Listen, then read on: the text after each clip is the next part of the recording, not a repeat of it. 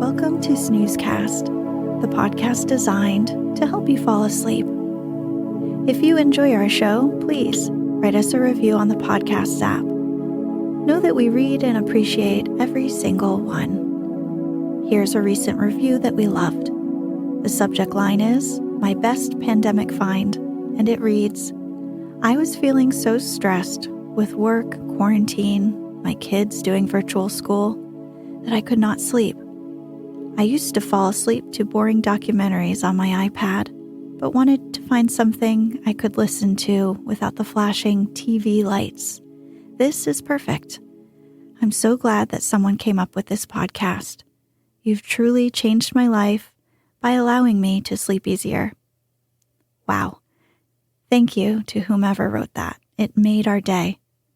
We started Snoozecast for exactly the same reason. We didn't like the flashing lights and variable sounds from having the screen on either. Find us on snoozecast.com and follow us on Instagram at Snoozecast to find behind-the-scenes content. This episode is brought to you by our Patreon supporters and by Dream Sequences. Tonight, we'll read the next part to the classic children's story Heidi, published in 1881 by Swiss author Johanna Spyri. If you'd like to start from the beginning, you'll find that the very first episode aired on March 8th, 2019. If you'd like to listen to the last episode before this one, it aired on August 24th, 2020. Heidi is a novel about the life of a young girl in her grandfather's care in the Swiss Alps. Heidi is one of the best-selling books ever written and is among the best-known works of Swiss literature. We'll pick up at the start of Chapter 10. In the previous episode, Heidi causes lots of cute chaos since she isn't familiar with the formal life of the city. Miss Rottenmeier, the head housekeeper, is at odds with Heidi, but Heidi always ends up overcoming the adversity due to her sweet nature. Mr. Sesamon, Clara's father, comes home and Miss Rottenmeier tries her best to turn him against Heidi. Luckily, Mr. Sesamon uses his own perspective on Heidi, along with Clara's enthusiastic embrace of her, to let her stay.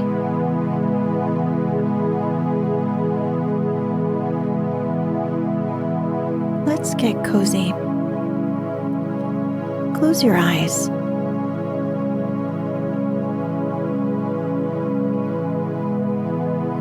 Relax your body into the softness of your bed.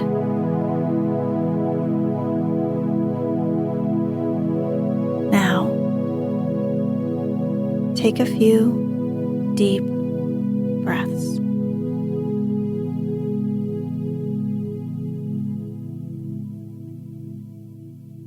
A grandmama. The following evening, great expectation reigned in the house. Tinette had put on a new cap. Sebastian was placing footstools in front of nearly every armchair, and Miss Rottenmeier walked with great dignity about the house, inspecting everything. When the carriage at last drove up, the servants flew downstairs, followed by Miss Rottenmeier in more measured step. Heidi had been sent to her room to await further orders, but it was not long before Tinette opened the door and said brusquely, "Go into the study."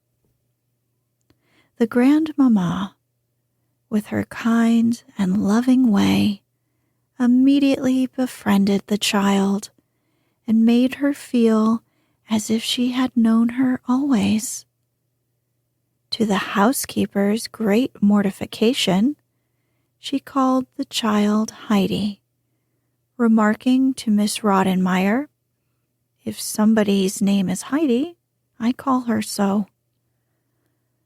The housekeeper soon found that she had to respect the grandmother's ways and opinions. Mrs. Sesamon always knew what was going on in the house the minute she entered it. On the following afternoon, Clara was resting, and the old lady had shut her eyes for 5 minutes when she got up again and went into the dining room. With a suspicion that the housekeeper was probably asleep, she went to this lady's room, knocking loudly on the door. After a while, somebody stirred inside, and with a bewildered face, Miss Rottenmeier appeared, staring at the unexpected visitor. "Rottenmeier, where is the child? How does she pass her time? I want to know," said Mrs. Sesamon.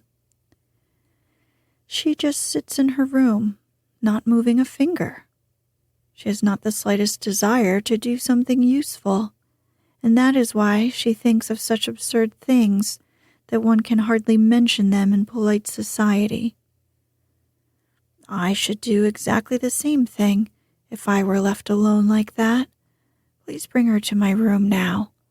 I want to show her some pretty books I've brought with me." "That's just the trouble.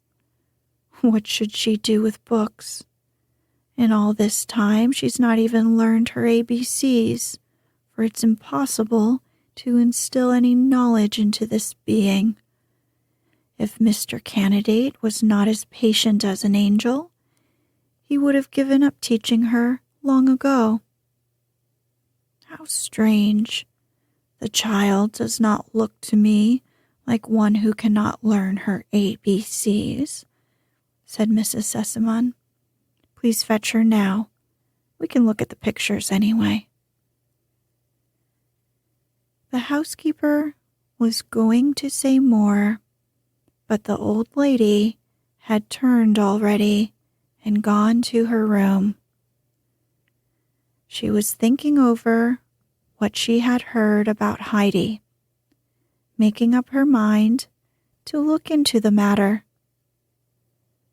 Heidi had come and was looking with wondering eyes at the splendid pictures in the large books that Grandmama was showing her. Suddenly she yelled out loud, for there, on the picture, she saw a peaceful flock grazing on a green pasture. In the middle, a shepherd was standing, leaning on his crook. The setting sun was shedding a golden light over everything. With glowing eyes, Heidi devoured the scene. But suddenly, she began to sob violently. The grandmama took her little hand in hers and said, in the most soothing voice, "Come, child, you must not cry. Did this remind you of something? Now stop, and I'll tell you the story tonight. There are lovely stories in this book that people can read and tell. Dry your tears now, darling. I must ask you something. Stand up now and look at me. Now we're merry again." Heidi did not stop at once, but the kind lady gave her ample time to compose herself, saying from time to time, "Now it's all over. Now we'll be merry again." When the child was quiet at last, she said, "Tell me now how your lessons are going. What have you learnt, child? Tell me." "Nothing," Heidi sighed, "but I knew that I could never learn." "What is it that you can't learn?" "I can't learn to read. It's too hard." "What next? Who gave you this information?" "Peter told me, and he tried over and over again, but he could not do it, for it's too hard." "Well, what kind of boy is he? Heidi, you must not believe what Peter tells you, but try for yourself. I'm sure you had your thoughts elsewhere when Mr. Candidate showed you the letters." "It's no use," Heidi said with such a tone as if she was resigned to her fate. "I'm going to tell you something, Heidi," said the kind lady now. "You have not learnt to read because you have believed what Peter said. You shall believe me now, and I prophesy that you will learn in a very short time, as a great many other children do that are like you. When you can read, I'm going to give you this book. You have seen the shepherd on the green pasture, and then you'll be able to find out all the strange things that happen to him. Yes, you can hear the whole story and what he does with his sheep and goats. You'd like to know, wouldn't you, Heidi?" Heidi had listened attentively and said now, with sparkling eyes, "If I could only read already." "It won't be long, I can see that. Come now, and let us go to Clara." With that, they both went over to the study. Since the day of Heidi's attempted flight, a great change had come over the child. She had realized that it would hurt her kind friends if she tried to go home again. She knew now that she could not leave, as her Aunt Dita had promised, for they all, especially Clara and her father and the old lady, would think her ungrateful. But the burden grew heavier in her heart, and she lost her appetite and got paler and paler. She could not get to sleep at night from longing to see the mountains with the flowers and the sunshine, and only in her dreams she would be happy. When she woke up in the morning, she always found herself on her high, white bed, far away from home. Burying her head in her pillow, she would often weep a long, long time. Mrs. Sesamon had noticed the child's unhappiness, but let a few days pass by, hoping for a change.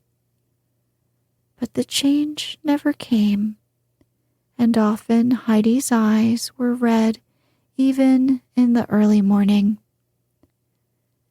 So she called the child to her room one day and said, with great sympathy in her voice, "Tell me, Heidi, what is the matter with you? What is making you so sad?" But as Heidi did not want to appear thankless, she replied sadly, "I can't tell you." "No? Can't you tell Clara, perhaps?" "Oh, no, I can't tell anyone," Heidi said, looking so unhappy that the old lady's heart was filled with pity. "I tell you something, little girl," she continued. "If you have a sorrow that you cannot tell to anyone, you can go to our Father in heaven. You can tell him everything that troubles you, and if we ask him, He can help us and take our suffering away.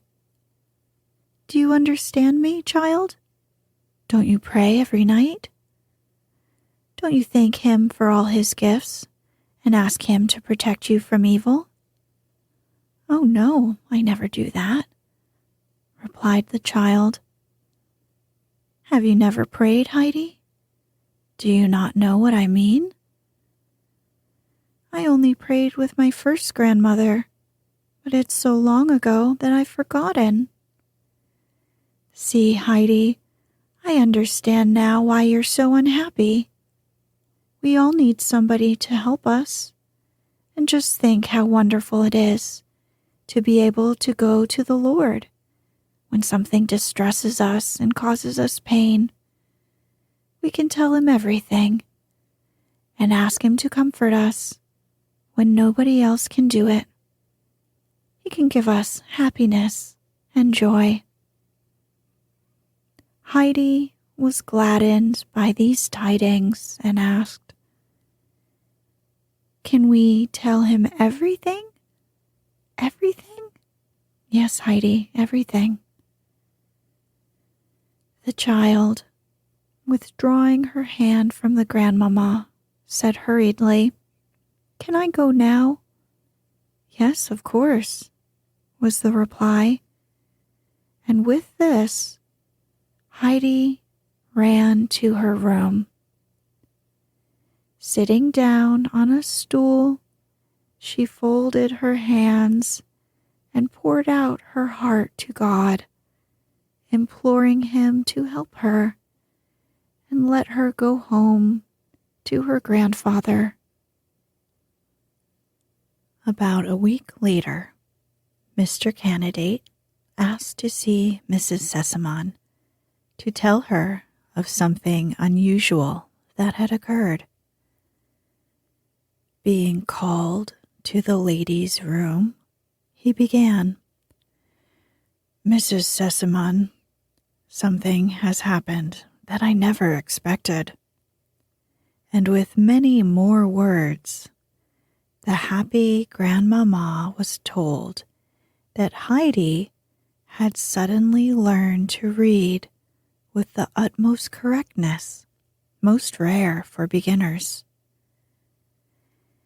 Many strange things happen in this world, Mrs. Sesamon remarked, while they went over to the study to witness Heidi's new accomplishment. Heidi was sitting close to Clara, reading her a story. She seemed amazed at the strange new world that had opened up before her. At supper, Heidi found the large book with the beautiful pictures on her plate, and, looking doubtfully at Grandmama, she saw the old lady nod. Now it belongs to you, Heidi, she said. Forever? Also, when am I going home? Heidi inquired, confused with joy. Certainly forever, the grandmama assured her. Tomorrow we shall begin to read it. But Heidi, you must not go home, not for many, many years, Clara exclaimed. Especially when Grandmama goes away. You must stay with me. Heidi still looked at her book before going to bed that night, and this book became her dearest treasure. She would look at the beautiful pictures and read all the stories aloud to Clara. Grandmama would quietly listen and explain something here and there, making it more beautiful than before. Heidi loved the pictures with the shepherd best of all.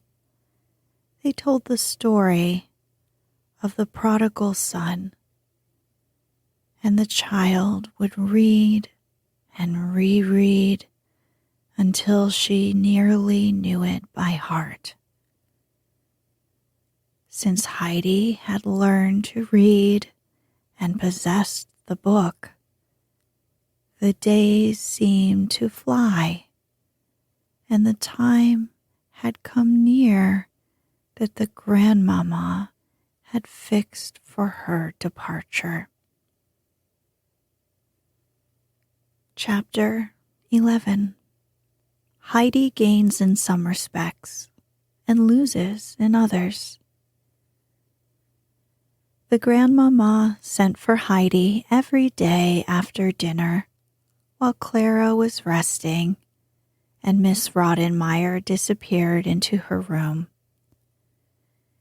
She talked to Heidi and amused her in various ways, showing her how to make clothes for pretty little dolls that she had brought. Unconsciously, Heidi had learned to sew and made now the sweetest dresses and coats for the little people out of the lovely materials the grandmama would give her. Often Heidi would read to the old lady, for the oftener she read over the stories, the dearer they became to her. The child lived everything through with the people in the tales and was always happy to be with them again. But she never looked really cheerful, and her eyes never sparkled merrily as before. In the last week of Mrs. Seseman's stay, Heidi was called again to the old lady's room. The child entered with her beloved book under her arm. Mrs. Sesemann drew Heidi close to her, and, laying the book aside, she said, "Come, child, and tell me why you're so sad. Do you still have the same sorrow?" "Yes," Heidi replied. "Did you confide it in our Lord?" "Yes." "Do you pray to him every day that he may make you happy again and take your affliction away?" "Oh, no, I don't pray any more." "What do I hear, Heidi? Why don't you pray?" "It does not help, for God has not listened." "I don't wonder," she added, "for if all the people in Frankfurt pray every night, he cannot listen to them all. I am sure he has not heard me." "Really? Really? Why are you so sure?" "Because I have prayed for the same thing many, many weeks, and God has not done what I have asked him to." "That's not the way, Heidi. You see, God in heaven is a good father to us all, who knows what we need better than we do. When something we ask for is not very good for us, he gives us something much better, if we confide in him and do not lose confidence in his love. I'm sure what you asked for was not very good for you just now. He has heard you, for he can hear the prayers of all the people in the world at the same time, because he is God Almighty and not a mortal like us. He heard your prayers and said to himself, 'Yes, Heidi shall get what she is praying for in time.' Now, while God was looking down on you to hear your prayers, you lost confidence and went away from him. If God does not hear your prayers anymore, he will forget you also and let you go. Don't you want to go back to him, Heidi, and ask his forgiveness? Pray to him every day and hope in him that he may bring cheer and happiness to you." Heidi had listened attentively. She had unbounded confidence in the old lady, whose words had made a deep impression on her. Full of repentance, she said, "I shall go at once and ask our Father to pardon me. I shall never forget him any more."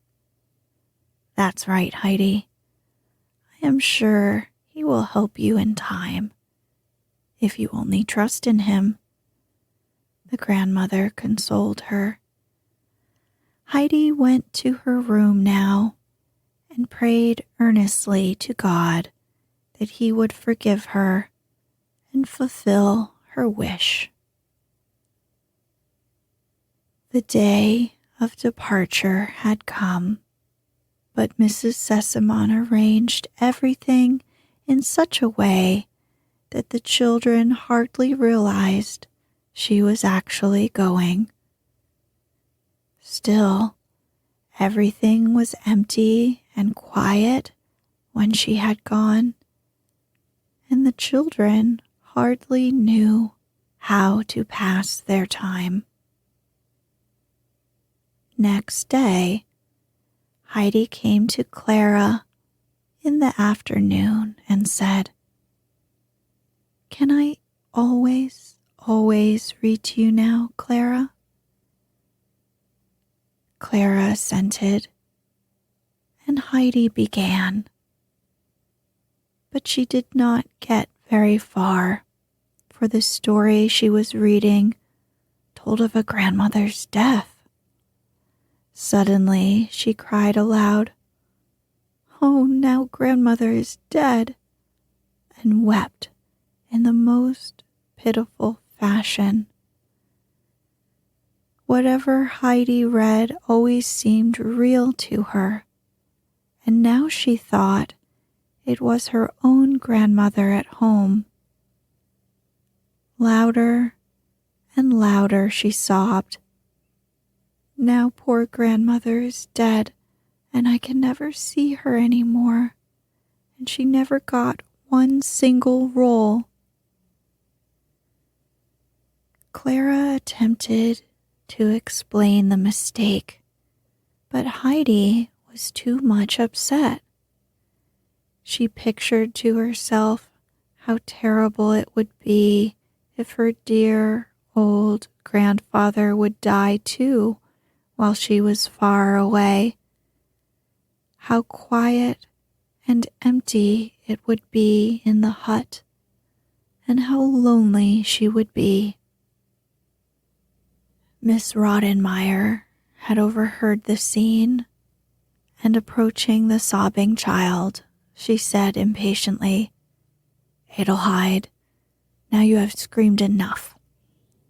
If I hear you again giving way to yourself in such a noisy fashion, I shall take away your book away forever." Heidi turned pale at that, for the book was her greatest treasure.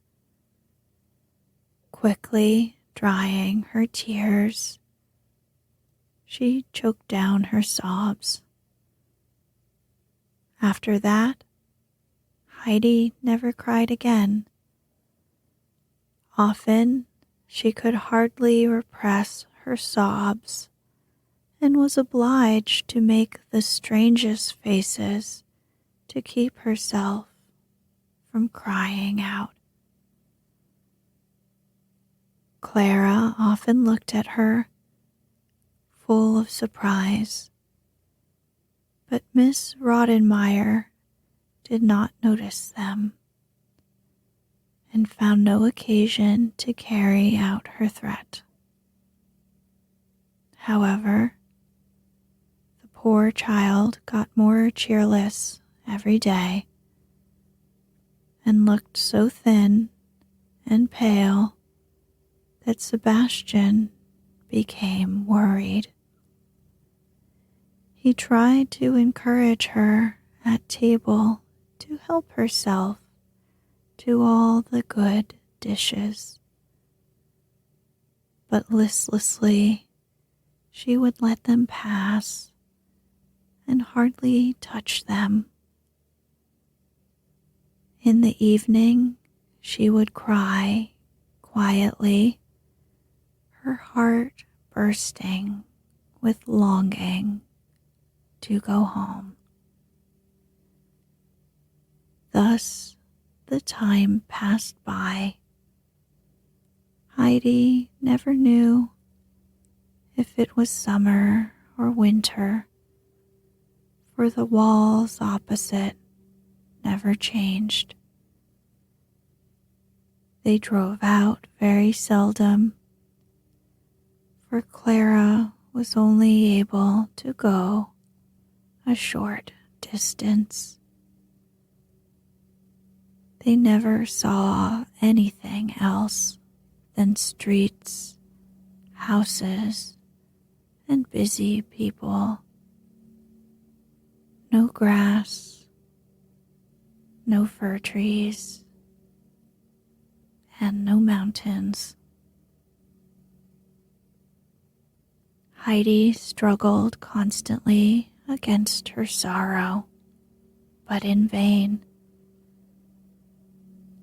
Autumn and winter had passed, and Heidi knew that the time was coming when Peter would go up the Alp with his goats, where the flowers were glistening in the sunshine and the mountains were all afire.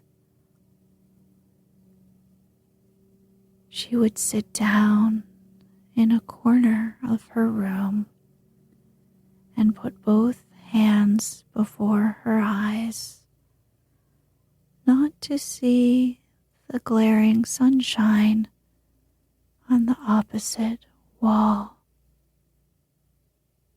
There she would remain,